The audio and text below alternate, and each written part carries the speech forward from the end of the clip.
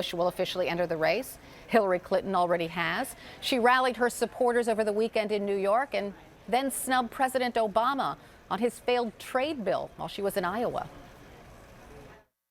The president should listen to and work with his allies in Congress, starting with Nancy Pelosi, who have expressed their concerns about the impact that a weak agreement would have on our workers, to make sure we get the best, strongest deal possible. And if we don't get it, there should be no deal. And there are some specifics in there that could and should be changed. So I am hoping that's what happens now. Let's take the lemons and turn it into lemonade.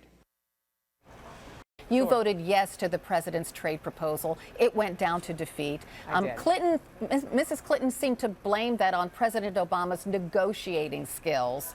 Is she right? Was that the problem?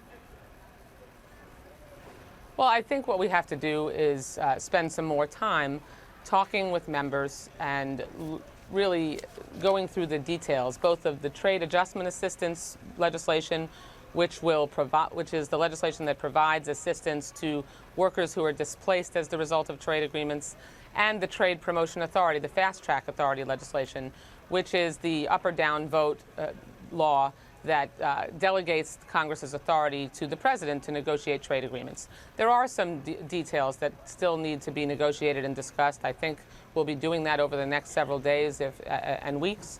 And hopefully we're going to be able to come to some agreement. Was it President Obama's fault for not negotiating early with Democrats? Was it President's inability to negotiate with his fellow Democrats that doomed this trade proposal, at least for now? Carol, the president has been negotiating not only with Democrats but with Republicans as well. He's made his cabinet officials available. All of us have had an opportunity to go in as members of Congress and review the text of the agreement. We've had classified briefings. We've had briefings in our caucus meetings. There's been a lot of opportunity for members to take a look at this and for members to interact with administration officials and the president himself and ask questions. So we need to do more of that for sure, because this is complex. It's not easy.